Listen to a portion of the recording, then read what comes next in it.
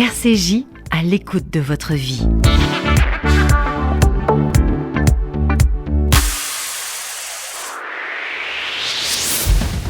RCJ Midi, Rudy Saada. Soyez les bienvenus dans RCJ Midi, votre rendez-vous avec l'info à la mi-journée. En ce vendredi, nous allons revenir sur les moments forts de la semaine écoulée, une semaine marquée par deux rendez-vous incontournables en Israël. Yom HaZikaron en souvenir des soldats tombés au combat et des victimes du terrorisme, et évidemment Yom HaAtzmaut qui traditionnellement lui succède le jour de l'indépendance en Israël. Vous écouterez un témoignage poignant de Benjamin Orgen, le mari d'Esther Orgen, assassiné par un terroriste palestinien, c'était en 2020. On écoutera également le témoignage d'une responsable d'une association qui accompagne au quotidien en Israël les familles victimes du terrorisme dans leur reconstruction. Également dans ce RCJ Midi, des extraits de la matinée spéciale consacrée à l'ancien Premier ministre Manuel Valls. C'était lundi sur RCJ. Il évoquait son livre « Le courage guider leur pas » chez Talendier et évoquait également à notre micro son engagement contre l'antisémitisme. Vous réécouterez également dans cette émission l'interview des journalistes Salomé Parent-Trajdi et Lila Berdugo, autrice du podcast Événement Tu ne te tairas point, un podcast qui révèle des faits présumés de violences physiques et psychologiques commises par certains rabbins. Et puis vous entendrez également la réaction de Maître Eli Korshia, le président du consistoire central, également notre invité cette semaine. On terminera cette émission avec le journaliste Patrice Duhamel. Il était notre invité hier et il signe avec Pauline Pallier et Michel Cotta, président, le prix à payer face à la rue, un documentaire diffusé demain soir sur Public Sénat et qui raconte les confrontations entre le pouvoir et donc la rue. Voilà donc pour le programme de cette heure que l'on débute par l'essentiel de l'info. Le journal Margot Siffer. Les titres de ce vendredi, Margot. Près de 200 000 partisans de la réforme judiciaire se sont réunis hier soir à Jérusalem. En France, Elisabeth Borne souhaite rencontrer dès la semaine prochaine les syndicats pour renouer le dialogue sur la réforme des retraites. Enfin, de la culture avec une nouvelle série Netflix intitulée Diamant brut. On débute ce journal avec cette manifestation de très grande ampleur hier soir à Jérusalem en faveur de la réforme du système judiciaire. Elle a rassemblé près de 200 000 personnes qui ont affiché leur soutien au gouvernement. Les détails avec notre correspondante pour RCJ, Emmanuelle Ada. La droite s'est réveillée, disaient les journalistes hier soir. Ils étaient 600 000 selon les organisateurs et 200 000 selon les médias. Mais peu importe le chiffre, ils sont venus de tout le pays au lendemain de Yom HaAtzmaut pour marquer leur soutien au gouvernement. Des discours très applaudis ont eu lieu par les membres de la coalition et bien sûr par le ministre de la Justice Levin, venu défendre sa réforme. Ce rassemblement intervient alors même que des pourparlers ont lieu à la résidence du président à Jérusalem entre des représentants de la coalition et de l'opposition pour parvenir à un compromis. Emmanuelle Ada, notre correspondante en Israël, au moins 12 morts dans des frappes nocturnes sur plusieurs villes ukrainiennes. Un missile s'est abattu sur un immeuble résidentiel à Ouman, faisant au moins 10 morts. Une jeune femme et un enfant de 3 ans sont également décédés à Dnipro. 21 missiles de croisière et 2 drones ont par ailleurs été abattus au-dessus de Kiev sans faire de victimes ni de dégâts. Le conflit entre l'armée et les paramilitaires au Soudan se poursuit pour une 13e journée. Et la violence a franchi hier un nouveau palier avec des destructions au Darfour et d'intenses bombardements à Khartoum. Le cessez-le-feu qui était en vigueur depuis 3 jours et qui n'a quasiment pas été respecté a toutefois été prolongé pour 72 heures à l'initiative de l'Arabie Saoudite et des États-Unis. Et Washington qui impose de nouvelles sanctions aux gardiens de la révolution iranien et au service de sécurité intérieure russe, le FSB. Les États-Unis accusent la Russie de prendre en otage des Américains, dont le journaliste du Wall Street Journal arrêté le mois dernier en Russie pour espionnage. Ils cherchent aussi à obtenir la libération d'un ancien militaire arrêté à Moscou en 2018 et condamné à 16 ans de prison pour le même motif. Au moins 3 Irano-Américains sont également détenus en Iran. En France, à 3 jours du 1er mai, en cette journée mondiale pour la sécurité et la santé au travail, la CGT appelle aujourd'hui à de nouvelles manifestations. La CGT qui a revendiqué hier soir la coupure d'électricité lors d'un match de rugby qui opposait Agen et Nevers. À noter que la protestation contre la réforme des retraites s'invitera aussi demain en finale de la Coupe de France de foot. Des milliers de sifflets et de cartons rouges seront distribués aux spectateurs du Stade de France. L'objectif, faire le plus de bruit possible face à Emmanuel Macron qui sera présent en tribune. Des actions qui font réagir la secrétaire d'État Marlène Schiappa ce matin sur RTL. La Coupe de France de football, moi je pense que c'est un bel événement, festif, familial, bon enfant. Il ne faut pas le politiser à l'excès. Les huées, les protestations et même les casseroles, elles peuvent avoir leur place à l'extérieur du stade, mais pas à l'intérieur. Et d'ailleurs, je veux dire que vous avez vu que le match de rugby Agen-Nevers a été interrompu, il a été plongé dans le noir 30 minutes hier, au prétexte que des paroles d'élus locaux auraient déplu. Donc je pense qu'on est vraiment on doit vraiment laisser le sport être un beau moment d'unité de ce pays. Le pays a besoin de moments festifs et bon enfant comme celui-ci. Et de son côté, Elisabeth Borne enverra des invitations aux syndicats dès le milieu de la semaine prochaine pour tenter de renouer le dialogue. La Première ministre se dit convaincue, une fois la journée du 1er mai passée, que les partenaires sociaux auront envie de se parler et de reprendre le dialogue avec le gouvernement. En attendant, l'intersyndicale promet ce lundi une mobilisation historique. Le ministre de l'Intérieur, Gérald Darmanin, a réagi ce matin sur Europe 1. En tout cas, il y a une mobilisation historique également du ministère de l'Intérieur et des policiers et des gendarmes. Il y aura 12 000 policiers et gendarmes en France pour le lundi 1er mai, dont 5 000 à Paris. Donc c'est une mobilisation vraiment extrêmement importante. Cette mobilisation du 1er mai a toujours fait naître beaucoup de manifestations. C'est pas nouveau. Parfois avec des violences. Rappelez-vous 2018, rappelez-vous 2019. Et nous nous préparons à cela, à la fois pour que les gens puissent manifester. C'est la fête du travail, c'est extrêmement important. Et les gens puissent démontrer les syndicats étrangers qui vont venir à Paris. Et ils ne sont pas tous des syndicats français. Et en attendant, Elisabeth Borne s'est rendue ce matin par surprise sur un marché à Poissy. Elle poursuit à présent son déplacement dans les Yvelines pour parler de l'emploi des seniors. Plusieurs lignes de métro perturbées aujourd'hui en raison d'un droit de retrait lié à l'accident mortel survenu samedi dernier sur la ligne 6 du métro. La ligne 6 du métro est d'ailleurs totalement à l'arrêt ce vendredi. Les lignes 5 et 9 sont également perturbées et cela dans les deux sens de circulation. Pour rappel, samedi, une femme de 45 ans est décédée en sortant du métro en raison de sa veste qui s'est coincée dans les portes automatiques. Ce chiffre maintenant, d'après l'INSEE, l'inflation grimpe à 5,9% sur un an en avril. Elle s'était établie à titre de comparaison à 5,7% au mois de mars. Quant au prix des produits alimentaires, ils ont progressé de 14,9% sur un an contre 16% le mois dernier. Enfin, la croissance du PIB a atteint 0,2% au premier trimestre de 2023. On a appris hier la mort de l'animateur américain assez charismatique Jerry Springer, mort donc à l'âge de 79 ans. Oui, il était connu pour ses émissions controversées, émaillées de jurons, de vulgarité et d'altercations physiques. Il s'était aussi lancé en politique et avait été maire du Cincinnati. Et puis l'exclusion d'Israël par l'Afrique du Sud d'une compétition n'est pas discriminatoire d'après le World Rugby, l'instance dirigeante du rugby mondial. Le directeur général de l'équipe de Tel Aviv demande à ce que l'instance examine de plus près les événements qui ont conduit au retrait de l'invitation. Il estime que cela n'est pas lié à des menaces sécuritaires comme le prétend l'Afrique du Sud. Et puis on termine avec de la culture et cette série Netflix Diamant Brut.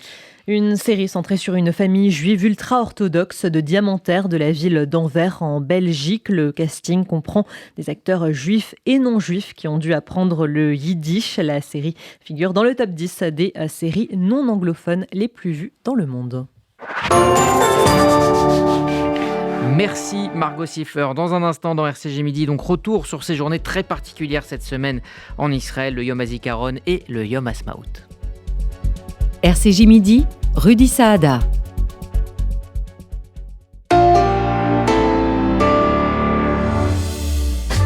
Un message de la Fondation FSJU. Vous devez vous acquitter de l'impôt sur la fortune immobilière ? Sachez que vous pouvez en faire un geste utile et fort. Avec la Fondation FSJU, sous l'égide de la Fondation du judaïsme français, votre IFI va permettre de lutter contre la précarité, assurer l'avenir des enfants en difficulté et agir face à l'urgence humanitaire en Israël. Parce que votre cœur a toujours raison. Donnez maintenant sur ifi.fsju.org. ifi.fsju.org. Pour plus d'informations, contactez Julie Guèze au 01 42 17 11 16. 01 42 17 11 16. Le Centre d'art et de culture vous emmène à la rencontre de la culture israélienne. Du 24 avril au 4 mai, 5 événements exceptionnels. Expositions, lectures, projections, théâtre, concerts, rencontres avec la culture israélienne du 24 avril au 4 mai à l'Espace Rachi, 39 rue Broca, Paris 5e. Toute la programmation est à retrouver sur culture-juive.fr, culture-juive.fr. Le pouvoir de soi, libérez votre potentiel, le livre de Francky Perez. Le pouvoir de soi est un voyage initiatique qui s'adresse à tout le monde. Que vous soyez manager, étudiant, communicant, professionnel ou parent, découvrez cet extraordinaire pouvoir souvent méconnu dont chacun d'entre nous dispose, celui de cette voix intérieure qu'il nous est possible de guider dans une direction positive. Le pouvoir de soi de Francky Perez aux éditions Henrik B. Disponible en librairie, à la Fnac, sur Amazon et sur www.lepouvardesoi.com.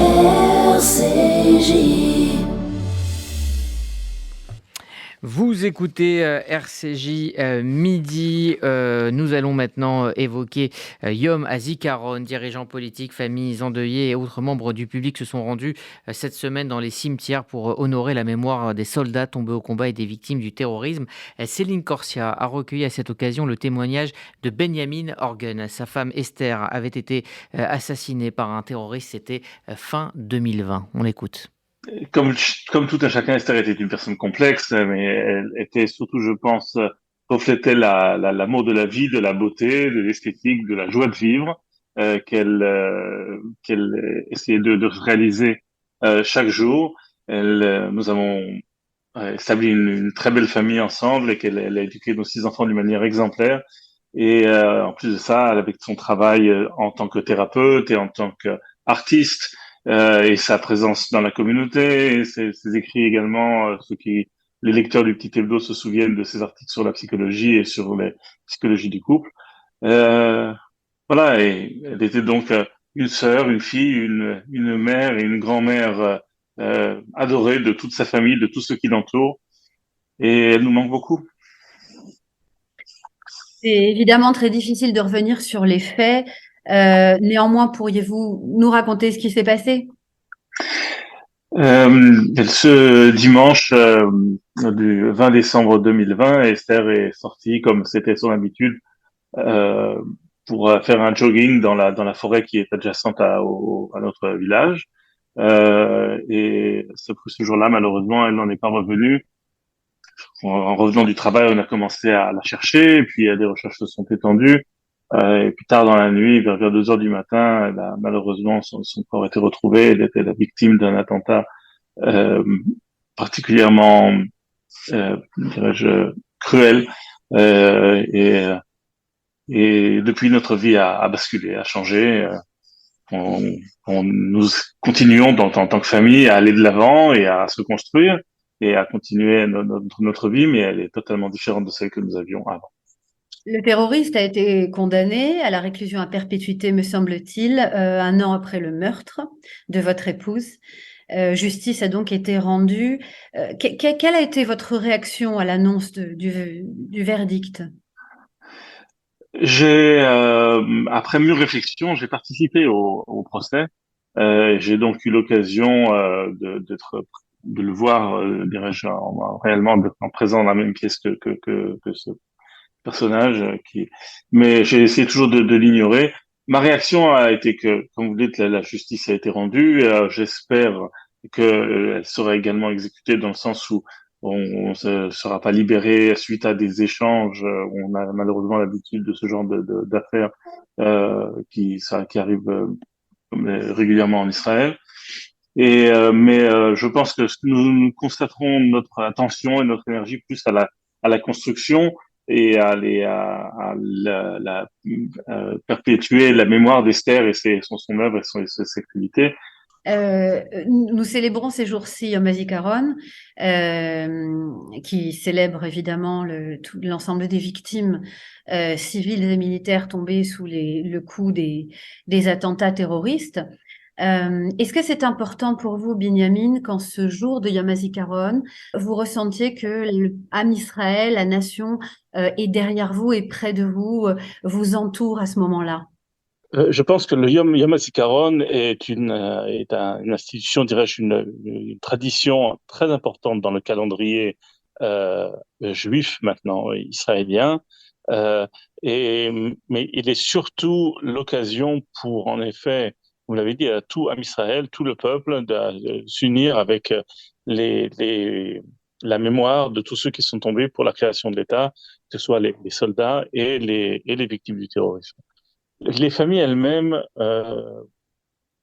pour moi en tout cas, et je pense pour mes enfants, c'est une journée qui est une étape à passer.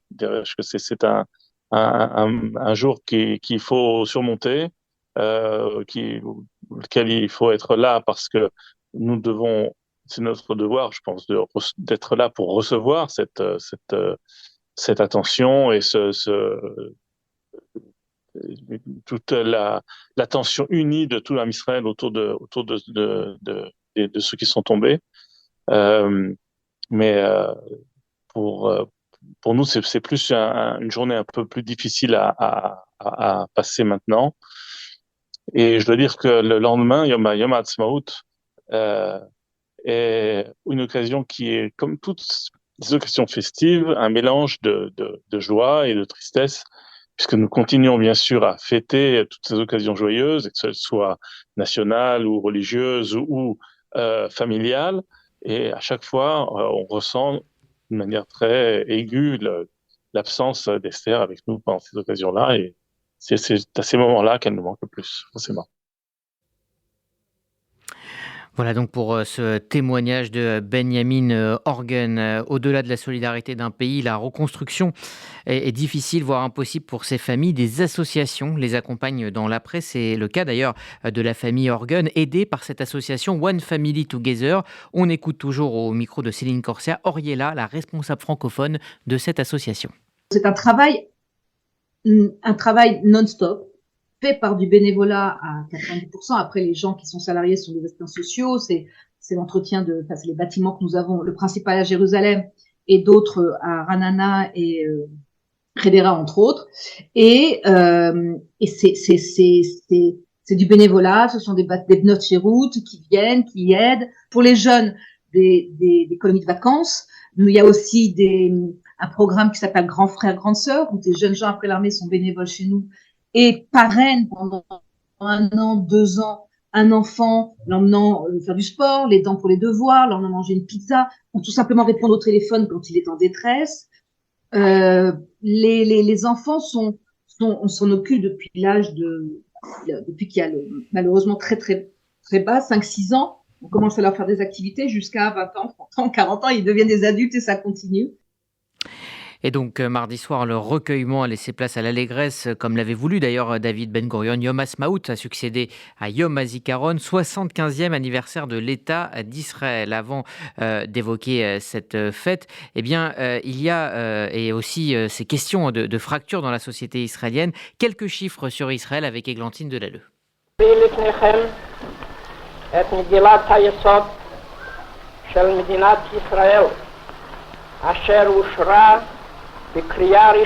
En 75 ans d'existence, Israël a vu sa population multipliée par 12. Elle est passée de 806 000 habitants en 1948 à près de 10 millions aujourd'hui. C'est ce qu'a dévoilé le Bureau central des statistiques alors que l'État hébreu célèbre Yom HaAtzmaut, le jour de l'indépendance. Sur le plan démographique, plus de 73% sont juifs, 21% sont arabes et moins de 5% sont membres d'autres minorités. Avec une augmentation de la population de 2,3% ces 12 derniers mois, près de la moitié de la population juive dans le monde vit en Israël. En 75 ans, la population israélienne s'est rajeunie. 1/3 des citoyens sont des enfants entre 0 et 14 ans. Côté économie, la croissance par habitant israélien a atteint 4,4% l'année dernière, soit une baisse de près de 2 points en seulement 1 an. Plus de 85% des juifs se disent fiers d'être israéliens et 60% ont ce sentiment chez les arabes israéliens, d'après différents instituts de sondage. Selon les différentes différentes projections d'ici le 100e anniversaire de l'indépendance d'Israël. En 2048, la population devrait atteindre les 15 millions d'habitants. Églantine Delelle, alors que depuis près de 3 mois, des manifestations secouent le pays autour de ce projet de réforme du système judiciaire qui a révélé ce que certains appellent une fracture dans la société israélienne, eh bien j'ai posé la question sur l'ampleur de cette fracture qui semble justement s'être résorbée à l'occasion de ce Yom Ha'atzmaut et Yom HaZikaron. J'ai posé la question au journaliste Stéphane Amar qui était notre invité. Je pense qu'il est moins fracturé qu'on le dit. Je pense que les craintes de guerre civile sont tout à fait exagérées. Il y a effectivement une controverse assez virulente entre ceux qui s'opposent à cette réforme de la Cour suprême et ceux qui y sont favorables. D'ailleurs, cette controverse dépasse largement le simple enjeu de la Cour suprême. On voit bien là qu'il y a un enjeu civilisationnel entre un État qui serait plutôt un État juif et un État qui serait plutôt un État démocratique. Mais enfin, le dialogue est établi sous l'égide du président de l'État et au quotidien, les gens dialoguent de façon tout à fait apaisée au sein des familles, au sein des lieux de travail. Je ne sens pas du tout de climat de haine, d'opposition irrémédiable entre deux fractions de la population, mais finalement un débat assez sain, propre à toute démocratie dans le monde, autour d'un enjeu extrêmement important qui est celui de la Cour suprême. Alors Yom Ha'atzmaut est une période qui traditionnellement permet de tirer le bilan, mais aussi de se projeter. Je vais vous poser alors 2 questions extrêmement simples, mais à la fois très compliquées. Tout d'abord, quelle est la plus grosse menace qui pèse et qui pourrait peser sur Israël dans les mois qui viennent ? Alors pour moi, c'est très clair, la véritable menace, c'est ce qui se passe en Cisjordanie, c'est la relation avec les Palestiniens qui s'est encore à nouveau beaucoup abîmée ces derniers mois, avec de très nombreux attentats, notamment dans les territoires, en réponse des opérations de l'armée israélienne, souvent extrêmement dures, extrêmement virulentes, et on ne voit pas très bien où on va dans cette affaire, puisque on voit bien qu'il y a une opposition de plus en plus ferme, en tout cas de la jeunesse palestinienne, à la coexistence avec les Israéliens en Cisjordanie. Du côté du gouvernement israélien, il n'y a aucun plan sérieux, puisque depuis l'abandon de la logique d'Oslo, de cette partition du territoire en 2 États, on voit bien qu'il n'y a aucune alternative qui se dessine, et je pense que la situation est relativement grave, en tout cas en Cisjordanie, mais également pour les villes de l'intérieur, puisqu'on voit bien que des attentats frappent régulièrement Tel Aviv et Jérusalem, et qu'il est urgent de penser une nouvelle solution politique, de donner un horizon aux Palestiniens, d'engager avec eux un dialogue sans doute sur d'autres bases. Vous savez que je suis hostile, en tout cas je ne pense que la solution à 2 États n'a aucune pertinence, qu'elle n'a jamais fonctionné, qu'elle ne fonctionnera pas. Il faut donc imaginer d'autres solutions, et je pense que c'est la principale menace, en tout cas le principal défi qui se pose à Israël à l'aube de son 75e anniversaire. Au-delà de l'Iran même, du retour de l'Iran. Oui, parce que vous savez, l'Iran, j'ai coutume de dire que ceux qui parlent ne savent pas et ceux qui savent ne parlent pas. Donc, je m'exprime assez peu sur l'Iran parce qu'on ne sait pas du tout ce qui se passe. Ce sont des procédés extrêmement secrets au sein de l'armée. Et du côté iranien, c'est un régime complètement opaque. Je ne suis pas particulièrement inquiet. Pourquoi ? Parce que d'abord, l'Iran est un régime fragile. On le voit bien. Il est contesté de l'intérieur, même si cette contestation est étouffée. Ensuite, je vois plutôt comme un bon signe cet accord avec l'Arabie Saoudite. Ça montre une volonté de l'Iran d'apaiser les choses au Moyen-Orient. L'Arabie Saoudite, d'un autre côté, se rapproche aussi d'Israël. Donc tout cela, à mon avis, va vers un apaisement, même si la situation reste extrêmement compliquée. Et je ne suis pas de ceux qui pensent qu'il y aura un affrontement apocalyptique entre l'Iran et Israël. Alors pour terminer, inversement, quels sont les atouts dont dispose Israël aujourd'hui, le principal ? Mais le principal atout, c'est celui dont vous venez de parler, c'est-à-dire c'est la démographie, avec une démographie extrêmement dynamique. Le pays a multiplié sa population par 12 depuis sa création il y a 75 ans, c'est tout à fait considérable, et la natalité reste extrêmement forte. Je rappelle que la moyenne, le taux de fécondité des Israéliennes juives est 2 fois supérieur à celui de la moyenne de l'OCDE, plus de 3 enfants par femme, et c'est une véritable force qui permet à Israël, bien sûr, d'avoir une économie très dynamique, puisque même si le taux de croissance a baissé, il reste quand même très élevé, le taux de chômage est extrêmement faible, et aussi d'une certaine manière de garantir sa présence au Proche-Orient, puisque quand on est un État qui fait des enfants, eh bien forcément on construit, on renforce sa position, on a une armée qui est efficace, et tout ça, je dirais que c'est la principale force d'Israël. Voilà, Stéphane Amar, journaliste indépendant israélien qui nous avait répondu à l'occasion du Yom Ha'atzmaut. Et puis lundi, le Premier ministre Manuel Valls était notre invité fil rouge pour une matinée spéciale. Je l'ai interrogé sur le contexte dans lequel se déroulait ce 75e anniversaire de l'État d'Israël. On écoute Manuel Valls.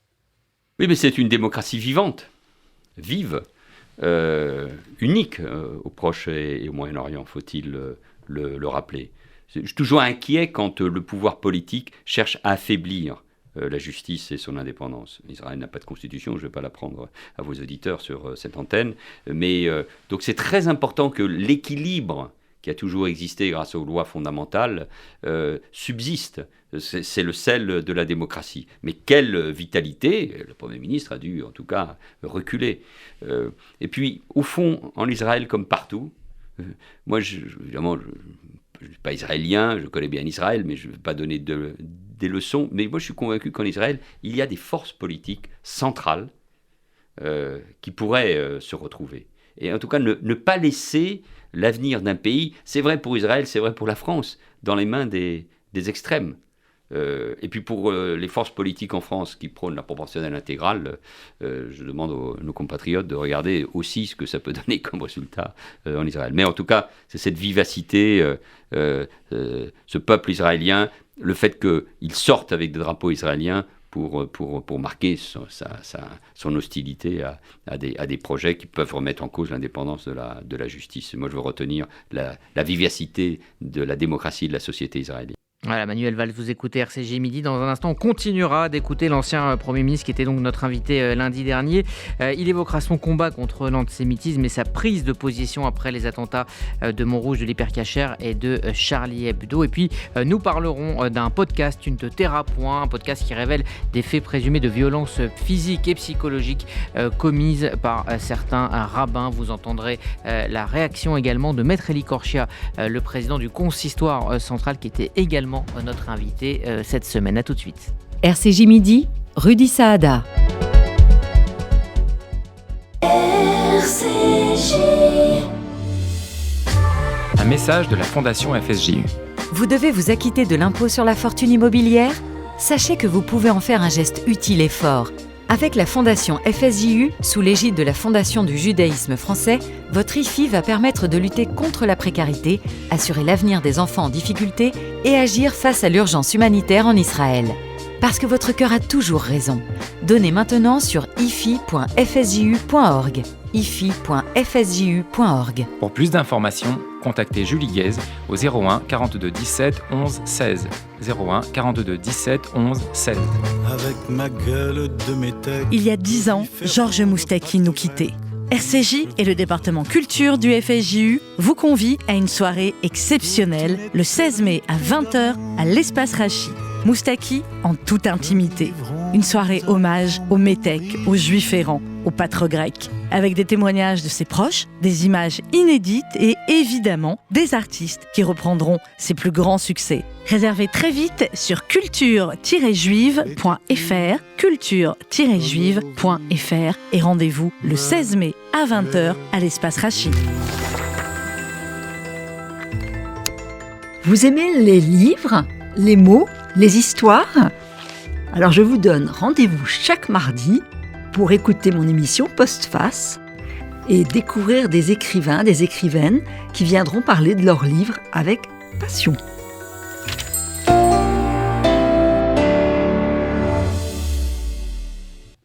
Suite de ce retour sur la semaine dans RCJ Midi, Manuel Valls, ancien Premier ministre, était sur RCJ lundi pour évoquer son livre « Le courage guider leurs pas », paru chez Talandier. Il évoquait également son engagement contre l'antisémitisme à notre micro. Il est évident que le discours que j'ai prononcé à l'Assemblée nationale le 13 janvier 2015, après les attentats de Charlie et de l'Hypercacher, et après la grande manifestation républicaine qui a réuni des millions de Français partout en France, là je me suis senti en cohérence avec moi-même. Parce que depuis des années, je dénonçais la montée de l'antisémitisme, la négation de ces phénomènes, le rôle d'un humoriste, entre guillemets, je parle évidemment de Dieudonné, la montée de l'islamisme dans nos quartiers, et donc il fallait une réponse qui était une réponse qui était celle de l'État, de la République, une réponse des démocrates, mais une réponse ferme. Et là, je ne sais pas si j'étais courageux, mais j'étais cohérent. On va justement vous réécouter. Comment peut-on accepter que des Français soient assassinés parce qu'ils sont juifs? Comment peut-on accepter que des compatriotes ou qu'un citoyen tunisien que son père avait envoyé en France pour qu'il soit protégé, alors qu'il va acheter son pain pour le Shabbat, meurt parce qu'il est juif? Ce n'est pas acceptable. Et à la communauté nationale, qui peut-être n'a pas suffisamment réagi, à nos compatriotes français juifs, je leur dis que cette fois-ci, nous ne pouvons pas l'accepter, que nous devons là aussi nous rebeller. Et en posant le vrai diagnostic, il y a un antisémitisme que l'on dit historique, remontant du fond des siècles, mais il y a surtout ce nouvel antisémitisme qui est né dans nos quartiers sur fond d'Internet, de paraboles, de misère, sur fond des détestations de l'État d'Israël et qui prône la haine du juif et de tous les juifs. Est-ce que ce cri du cœur et ce constat très clair vous a coûté dans les jours et les semaines qui ont suivi? Mon ami Philippe Val, ancien directeur de Charlie Hebdo, m'a dit: tu avais déjà beaucoup d'ennemis, évidemment les plus dangereux, les antisémites, les islamistes, mais là tu as fait un discours important qui te met à un certain niveau parce que tu as parlé avec le cœur et tu as touché les Français, et donc là tu vas devenir une cible. Bon, c'est normal quand on fait de la politique, mais ce discours, encore une fois, je crois, a frappé les esprits parce que j'ai dit la vérité, une vérité, qui était celle de la réalité de l'antisémitisme dans notre pays et qui avait été niée. Vous savez, il y a un fait qui m'a profondément révolté quelques semaines auparavant, avant ce discours, c'est l'agression, un viol de fait, chez une famille de Français juifs à Créteil. Un acte crapuleux, mais sur fond d'antisémitisme, puisqu'on agressait une famille juive, parce que comme ils étaient juifs, ils avaient forcément de l'argent. Je mets des guillemets, chacun l'aura compris. Cet acte n'a mobilisé que la communauté juive de Créteil, et sans doute nationale, en tout cas d'Île-de-France.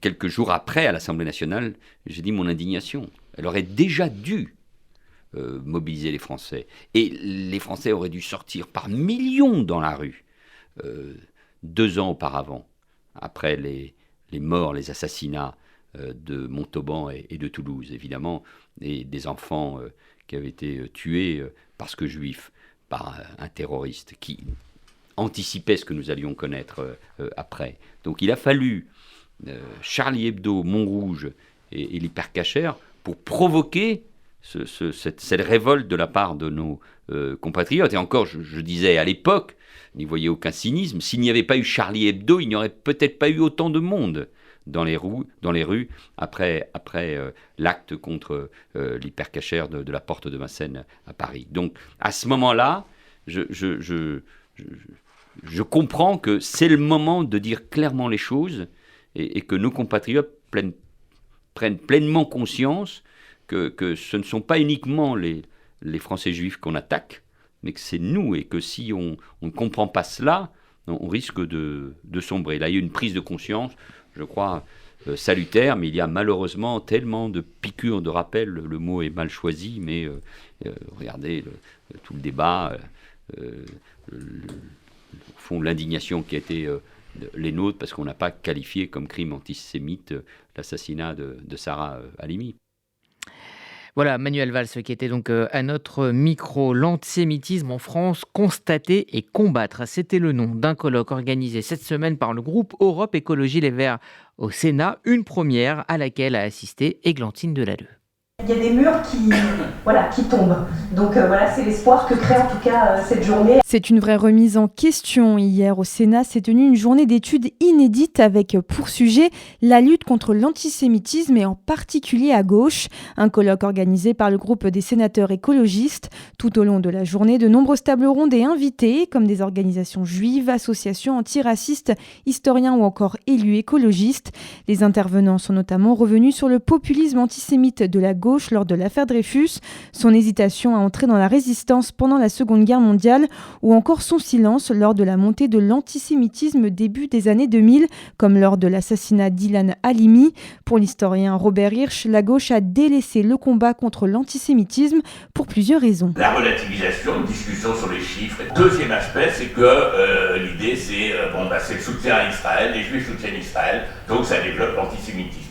Troisième aspect, c'est la droite qui parle de l'antisémitisme. Alors évidemment, comme la gauche n'en parlait pas, la droite s'est mise à en parler. La droite notamment, elle a beaucoup utilisé ça, jusqu'à l'extrême droite.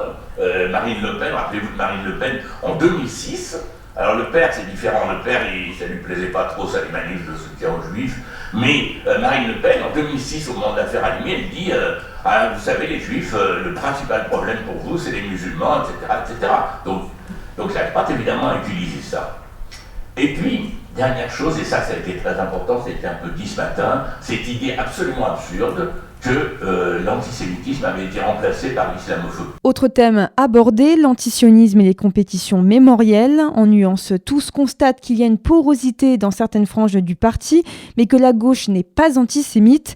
Député des Verts, Eva Saz a pointé du doigt l'instrumentalisation des accusations d'antisémitisme à l'égard des écologistes. Pour nous, comme pour d'autres partis de gauche, moi je voudrais citer quand même, on a atteint un sommet entre les deux tours des législatives.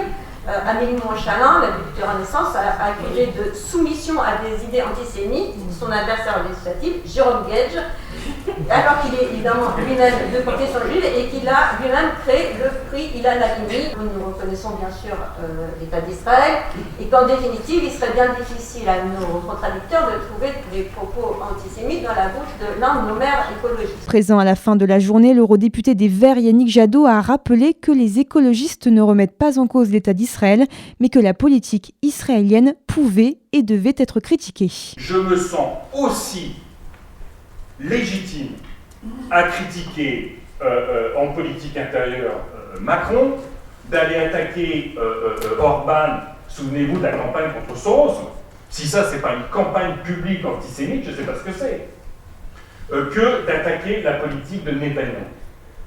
Mais au fond, on se dit, waouh, dans quoi je me lance? Parce qu'on va avoir d'un côté, effectivement, une partie et des personnalités de gauche qui vont faire, comme ça a été dit, de l'antisionisme.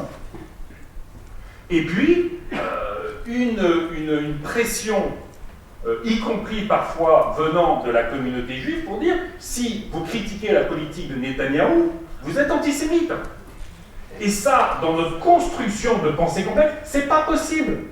Et au lendemain donc de cette réunion, nous avons reçu les deux écologistes à l'origine de ce colloque, Nadine Errati, maire adjointe de Gentilly, dans le Val-de-Marne, et puis le sénateur Guy Benarroche, sénateur des Bouches-du-Rhône. On les écoute. On vous doit l'initiative de ce colloque. En l'organisant, est-ce que vous avez eu le sentiment, comme le disaient nos confrères de la Croix, de briser un tabou dans votre famille politique ? Briser un tabou, pas à ce point quand même. En tout cas, on a eu le sentiment réellement de faire quelque chose qui n'avait pas été fait, qui nécessitait d'être réalisé et qui forcément n'avait pas spontanément l'aval de tout le monde, y compris au sein de notre famille politique. Voilà. Donc si c'est ça, briser un tabou, oui, on en a brisé un. Nadine Errati. Écoutez, c'était un long travail préalable avant d'arriver sur cette journée qui est à la fois un aboutissement et un démarrage d'un autre travail plus large. Donc nous, ça fait 3 ans effectivement qu'on est des militants à travailler sur la question de l'antisémitisme avec un esprit très ouvert sur l'ensemble des racismes, mais que nous estimons avoir la mission aussi de porter ce sujet qui nous semblait un petit peu occulté par la gauche, et on pensait que les écologistes devaient le porter, et on est très majoritaire, donc un travail qui a abouti il y a 2 ans à un accord total du parti à 4 abstentions près au Conseil fédéral sur le plan de travail qu'on s'était fixé, qui en fait s'est traduit hier. Alors, des réticences, mais pas d'opposition. Des réticences, des craintes. De quelle nature ? Je pense que c'est un sujet qui, petit à petit, a cristallisé des sujets tabous, effectivement comme le conflit israélo-palestinien qui a été extrêmement présent dans la journée d'hier, on y reviendra, et le fait que d'autres discriminations avaient complètement pris la place. Et c'est d'ailleurs le point de départ de notre travail, c'est de se dire nous sommes en pointe sur les discriminations liées au genre, sur les violences faites aux femmes, sur les violences que subissent les LGBTQI. Et nous sommes donc les mieux placés aussi pour que l'antisémitisme soit un sujet au cœur des préoccupations des écologistes. Donc c'est la crainte des groupes constitués qui souhaitaient que leur combat ne soit pas occulté. Et nous, notre idée, c'était que ce combat-là, il était totalement complémentaire et totalement matriciel, c'est ce qui a été beaucoup dit hier.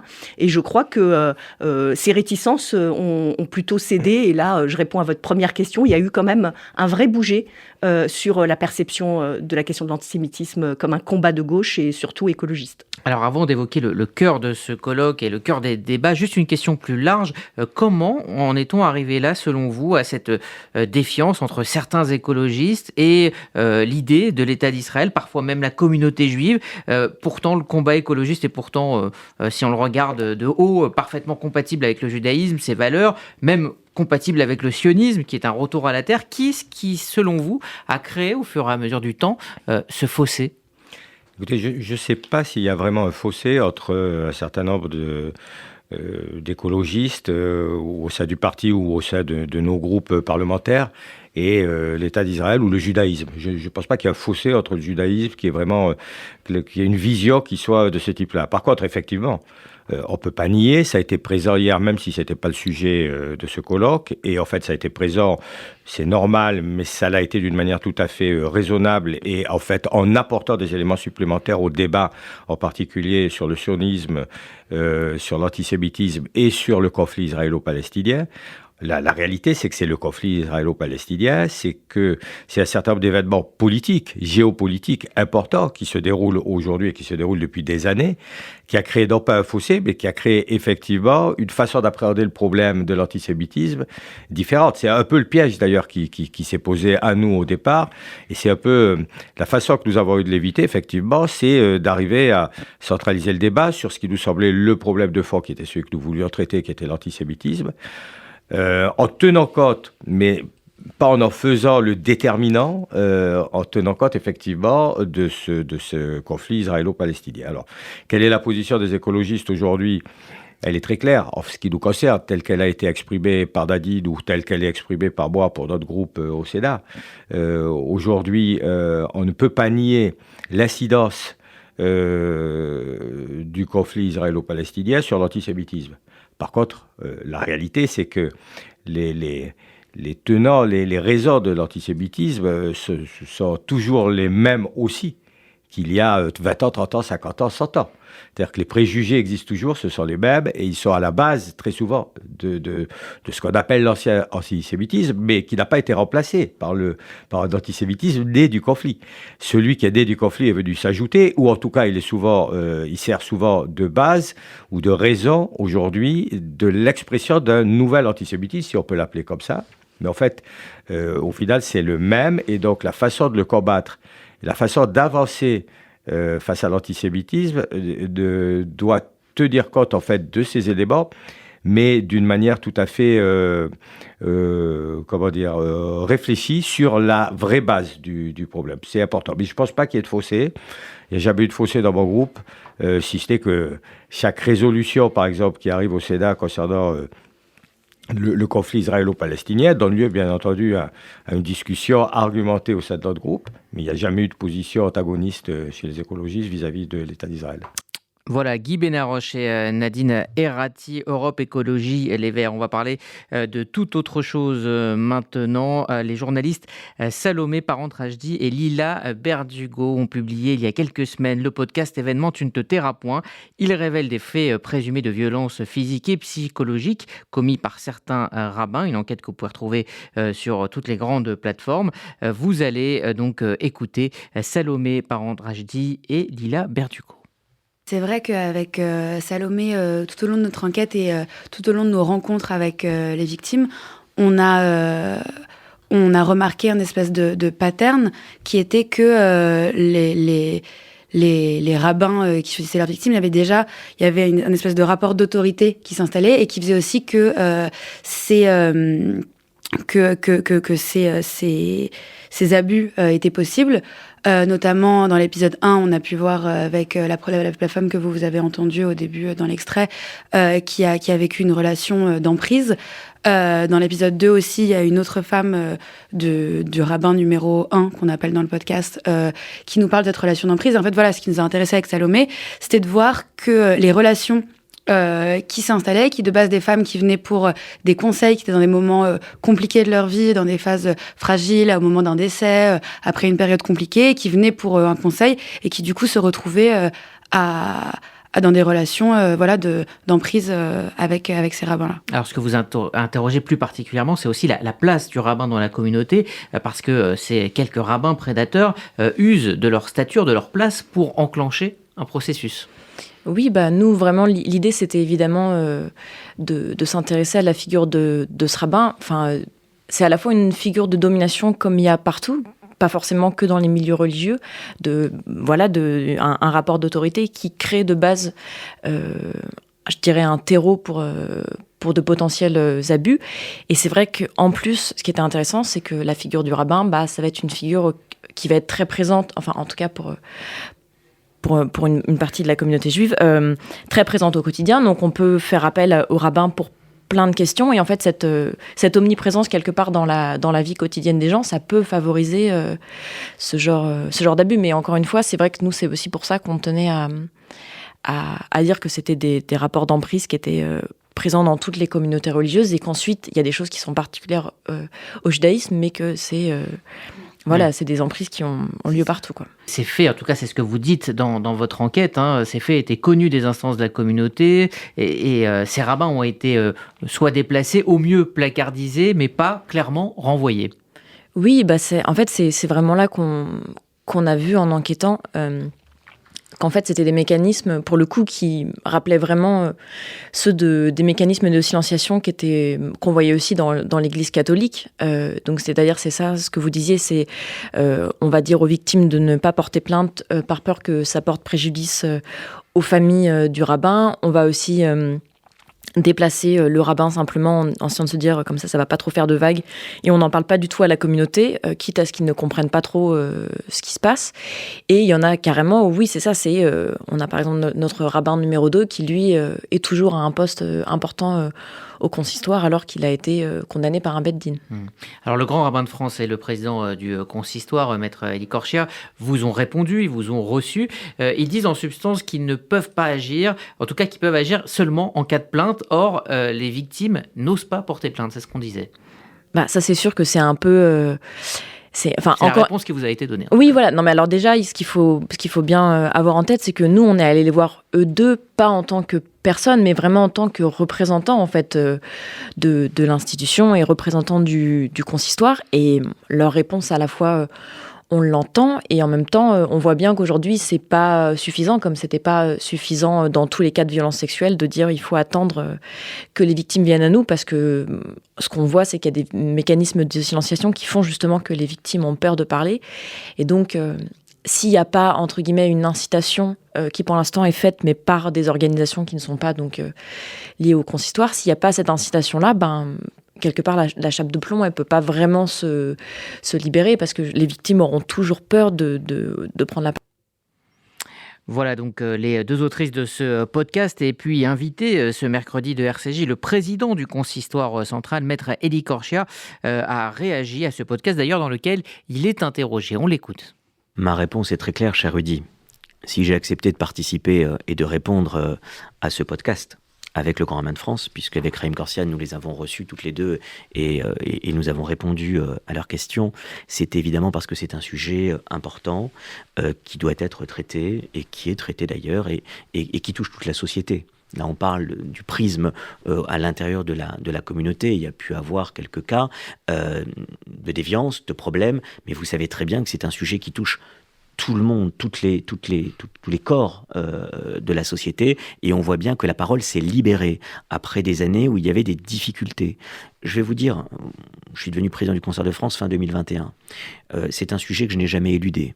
Et le Grand Rabbin de France, en tout cas avec qui, depuis mon élection, je suis en contact sur beaucoup de sujets, notamment sur celui-ci, c'est un sujet qui doit être traité. C'est pour cela d'ailleurs que dès l'année dernière, nous avons créé, suite à mon élection et en accord avec le Grand Rabbin de France qui voulait le faire, une commission qui travaille sur ces sujets et notamment sur les problèmes qui peuvent nous remonter dans le milieu qui nous concerne, c'est-à-dire dans le milieu rabbinique ou consistorial. Je vais vous rajouter un élément qu'il ne faut pas oublier. Bénévolement, j'ai accepté en 2017, lorsqu'on m'a fait part d'agressions sexuelles qui auraient été commises ou qui auraient pu être commises par un moël, par un circonciseur sur des femmes. Et apparemment, en 2017, on me dit tout à coup, il faudrait recevoir, est-ce qu'on peut aider ces femmes ? J'ai accepté de les recevoir à mon cabinet. Bénévolement, bien évidemment, je n'étais pas président du consistoire, mais dans mes fonctions d'avocat, j'ai reçu ces femmes. Je ne connaissais pas les faits dont elles me parlaient. Mais je comprenais lors de cet entretien avec plusieurs femmes à mon bureau que ces femmes avaient subi des faits, qu'aucune d'entre elles n'était au courant de ce qui s'était passé pour l'autre, qu'aucune n'avait déposé plainte, parce que le problème est aussi là. Il faut que les femmes, et je le dis, quand on subit des agressions sexuelles, on doit déposer plainte. Sinon, évidemment, la machine judiciaire ne part pas, et il y a des situations qui peuvent rester pendant des années. Et je découvre à ce moment-là que ces femmes ont été victimes, manifestement, de cet homme, il y a présomption d'innocence, il clame son innocence, il n'y a pas de problème. Mais en 2017, nous sommes en juillet 2017, je décide de les conseiller. Et je dis, je vous accompagnerai, parce que vous me dites ce qui se passe, je vous crois, et je pense que cette personne doit être mise hors d'état de nuire. Elle dépose plainte dans les jours qui suivent. Il se fait mettre en garde à vue quelques jours plus tard. Le dossier s'ouvre. Il est mis en examen. 5 ans d'instruction, vous connaissez les délais en procédure pénale qui, évidemment, malheureusement, sont très longs. Et le mois prochain, Rudy, le mois prochain, du 30 mai au 5 juin, toute une semaine, nous serons devant la cour criminelle du Val d'Oise et j'accompagnerai, comme je l'ai fait depuis 5 ans, bénévolement ces femmes.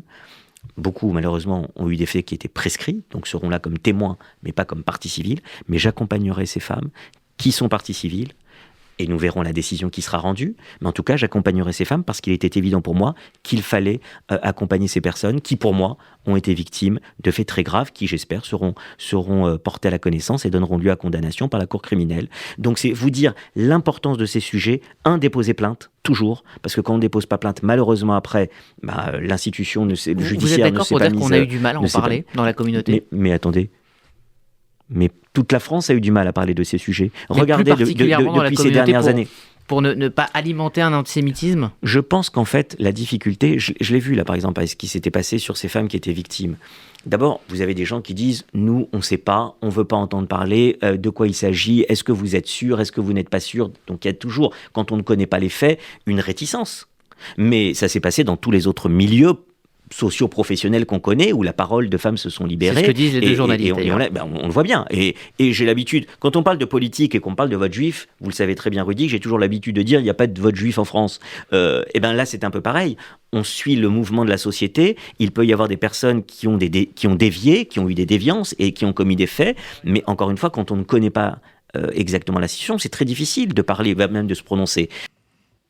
Voilà, Maître Élie Korchiak qui était donc notre invité cette semaine. Dans un instant, suite et fin de ce RCJ Midi consacré au moment important de la semaine, nous parlerons d'un documentaire diffusé demain soir sur Public Sénat, Président, le prix à payer face à la rue, de Pauline Pallier, Michel Cotta et Patrice Duhamel. Patrice Duhamel qui nous racontera les confrontations entre le pouvoir et la rue dans la Ve République. À tout de suite.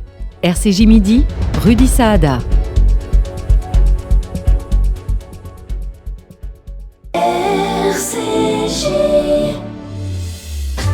Un message de la Fondation FSJU. Vous devez vous acquitter de l'impôt sur la fortune immobilière ? Sachez que vous pouvez en faire un geste utile et fort. Avec la Fondation FSJU, sous l'égide de la Fondation du judaïsme français, votre IFI va permettre de lutter contre la précarité, assurer l'avenir des enfants en difficulté et agir face à l'urgence humanitaire en Israël. Parce que votre cœur a toujours raison. Donnez maintenant sur ifi.fsju.org. ifi.fsju.org. Pour plus d'informations, contactez Julie Guèze au 01 42 17 11 16. 01 42 17 11 16. Bonjour, c'est Philippe Lévy. Retrouvez-moi avec toute l'équipe de Noé pour la jeunesse dans le Lunch by Noé. 2 lundis par mois à 13h sur RCJ.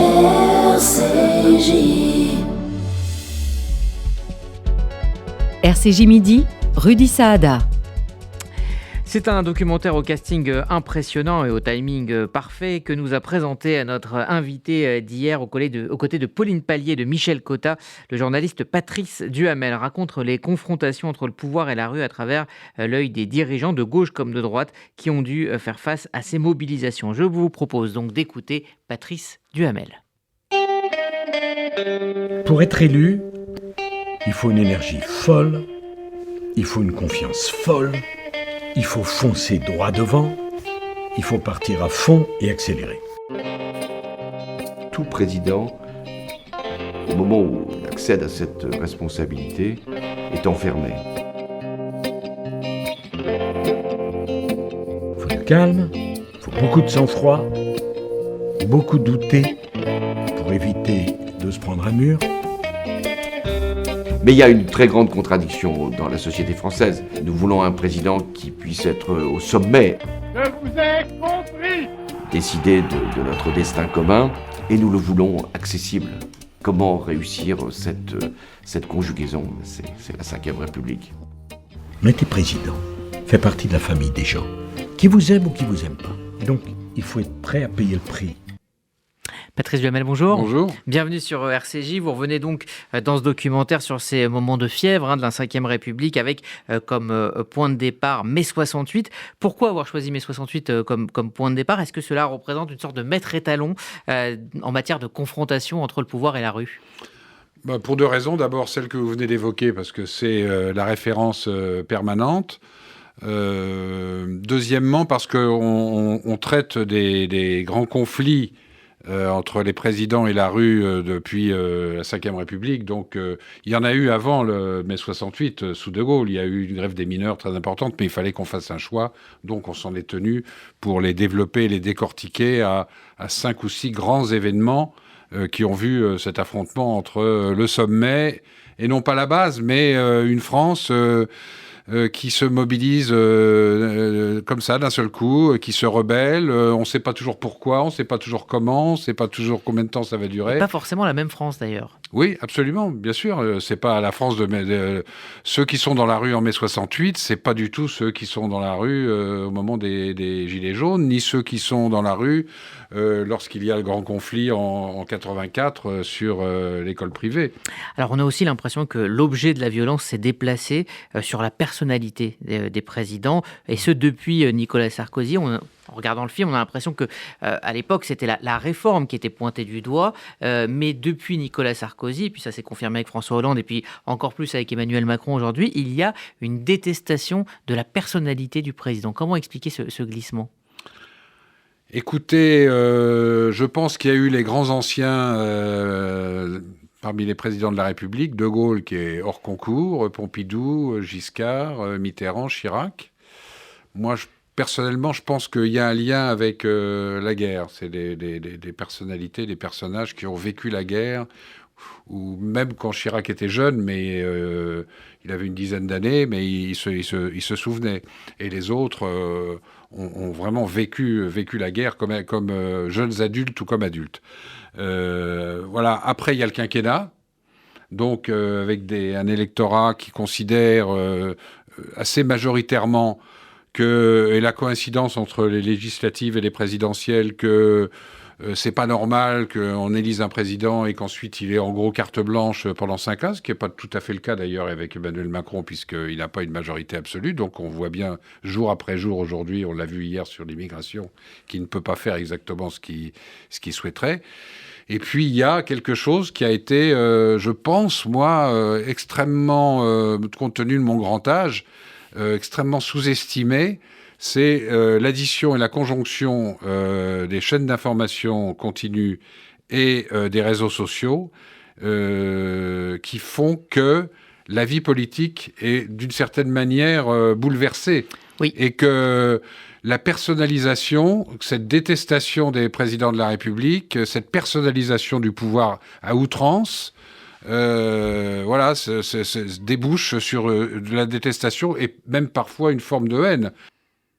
Voilà, ce documentaire sera à découvrir demain soir sur la chaîne Public Sénat, suivi d'un débat. C'est la fin de ce RCJ Midi, fin de cette semaine d'infos également sur RCJ. L'occasion de vous remercier pour votre fidélité. Remercier l'équipe technique toujours là, Daniel Tapia et Théo Secchi. Également un remerciement particulier à Raphaël Louis. Très bon week-end à toutes et à tous. Dans un court instant, c'est Florence Berthoud avec un livre, un lecteur avec comme invité Karim Akouche pour parler de Misère en Kabylie d'Albert Camus. C'est dans un instant. Et puis on retrouvera Francky Pérez à 13h30. Voilà donc pour le programme. Très belle journée, très bon week-end, très bon Shabbat à toutes et à tous sur RCJ. RCJ Midi, Rudy Saada.